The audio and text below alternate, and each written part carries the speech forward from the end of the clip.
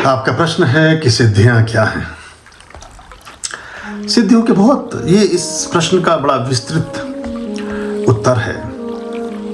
अगर ये सिद्धियां आप पारिलौकिक जगत के साथ कुछ ऐसी उपलब्धियों को मान रहे हैं जो आपके जीवन की सभी समस्याओं का समापन कर सकती हैं, तो ये भी सत्य है। और सामान्य व्यवहारिक जीवन में हमारे जीवन के कर्तव्य पथ पर जो भी हम जीवन में करते हैं, उस कार्य की गुणात्मक रूप से सर्वोच्च सफलता भी सिद्धि है। सिद्ध बना है किसी चीज में आबद्ध हो जाने से। सा का भावार्थ है सकारात्मक रूप से, और इद्ध जो शब्द है वो बताता है इस बात के लिए कि उसको आपने जी लिया, उसको आप भोग चुके। एक कोई आविष्कारक है, वो कोई आविष्कार बनाता है। अगर टॉमस अल्वा एडिसन बल्ब का आविष्कार करते हैं तो वो सिद्धि प्राप्त कर लेते हैं इस बात में कि किस तरह से हम रोशनी को कृत्रिम रूप से उत्पादित कर सकते हैं। तो ऐसी ही कुछ सिद्धियां तो जीवन के सामान्य व्यवहार और हमारी भौतिकवाद से जुड़ी हैं, हमारे जीवन में भौतिक सुखों में अभिवृद्धि करती हैं। वो भी सिद्धियों में ही आती हैं। जितने इन्वेंशंस हैं वो एक तरह की सिद्धियां ही हैं। चंद्रयान 3 का चंद्रमा की कक्षा में प्रक्षेपित होना, कुशलतापूर्वक वहां रहना, वहां से वापस भारत लौट आना, ये हमारे वैज्ञानिकों की सिद्धि है। अब कुछ सिद्धियां ऐसी हैं जो पारलौकिक हैं, जो पैरानॉर्मल हैं, जो ऐसी हैं जो सामान्य आंखों से दिखेंगी नहीं, जो सामान्य अनुभूतियों में आएंगी नहीं, जिनको कोई सामान्य मनुष्य ऐसे पहचान नहीं सकता है, लेकिन वो हमारे जीवन के ऐसे वर्तनों को परिपूरित करती हैं जिनके लिए हम अपने आप को असहाय महसूस करते हैं, या जहां जाकर के हमें लगता है कि काम हम नहीं कर सकते हैं। तो वो जो पारलौकिक सिद्धियां हैं, वो जो अष्ट सिद्धियां, 8 प्रकार की सिद्धियां हैं और 8 प्रकार की निधियां हैं। तो जो 8 प्रकार की सिद्धि हैं वो 8 तरह के विशिष्ट ऊर्जाओं को रिप्रेजेंट करती हैं, उनका प्रतिनिधित्व करती हैं। तो 8 प्रकार की विशिष्ट ऊर्जाओं का प्रतिनिधित्व करती हैं। तो 8 प्रकार के देवता उन सिद्धियों के अधिपति हैं। तो जो 8 सिद्धियां हैं, इन 8 सिद्धियों से परिपूरित जीवन एक तरह का अवतारी जीवन होता है। और जैसे कहा कि अष्ट सिद्धि नवनिधि के दाता, 8 प्रकार की सिद्धि हैं और 9 प्रकार के खजाने हैं। अष्ट सिद्धि नवनिधि के दाता, असवर दीन जानकी माता।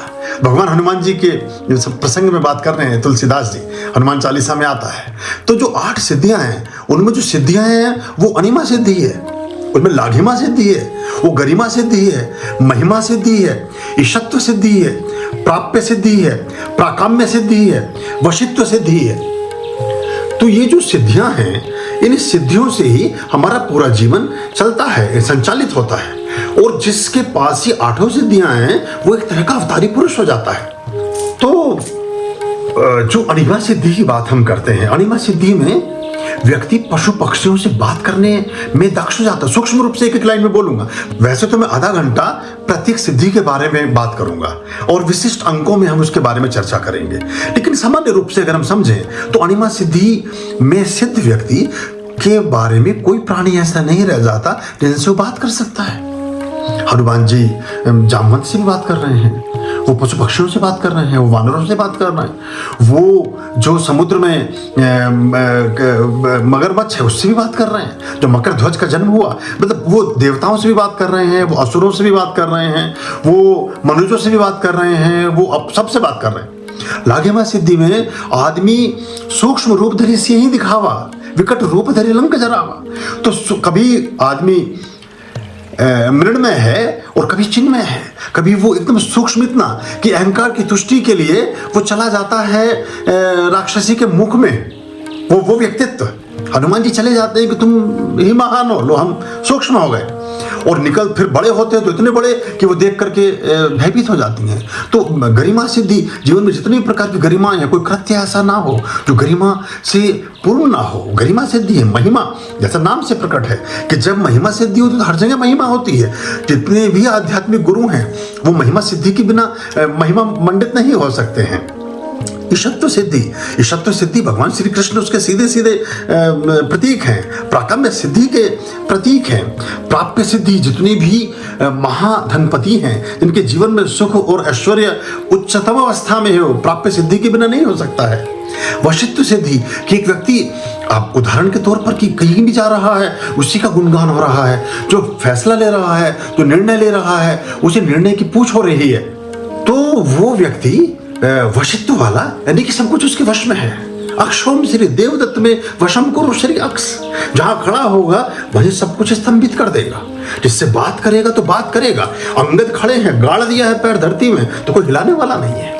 वो वशिष्ठ सिद्धि के सीधे सीधे प्रतीक हैं। तो ये वशिष्ठ सिद्धि में बहुत सारे ऐसे महापराक्रमी हमारे समाज में लोग हुए हैं। बहुत सारे ऐसे लोकप्रिय और अतिशय लोकप्रिय व्यक्तित्व हुए हैं जो वशिष्ठ सिद्धि जिसको प्राप्त कर लेते हैं। भले उसका आधार सरस्वती रही हो, भले ही उसका आधार लक्ष्मी रही हो, और भले ही उसका आधार काली रही हो। रामकृष्ण परमहंस वशिष्ठ सिद्धि के प्रतीक हैं।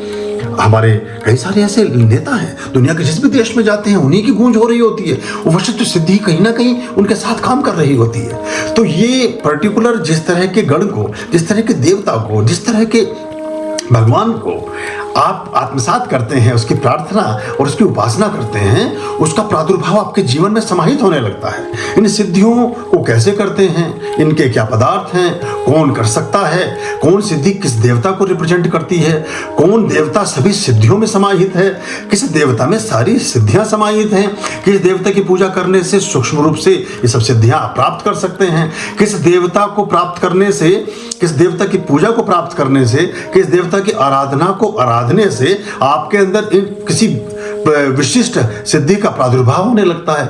इन पर विशिष्ट अंकों में चर्चा करेंगे, क्योंकि थोड़ा विस्तार का विषय है और इसके बारे में थोड़ा सा गूढ़ विषय भी है। ये सीक्रेट ऑफ सीक्रेट्स में है, इस पर भी चर्चा करेंगे। लेकिन सामान्य रूप से ऐसा मानकर चले, और सिद्धि से प्राप्त व्यक्ति फिर जो सोचता है वो सिद्ध होता है, जैसे नाम से पता चल रहा है। और जैसे रिद्धि माने करने योग्य, और सिद्धि माने जो सब कुछ कर लिया गया। तो भगवान गणपति की दो पत्नियां हैं, एक रिद्धि और एक सिद्धि। तो भगवान गणपति की भी प्रार्थना करने से हम कहीं ना कहीं सिद्धि युक्त होते हैं। चाहे वो ऐश्वर्य की सिद्धि है, चाहे वो सुख की सिद्धि है, चाहे वो आरोग्य की सिद्धि है, चाहे धन धान्य की है, चाहे भंडारों की है, जो भी है, अन्न धन के भंडारे भरे हैं तो वो अन्न धन की सिद्धि है।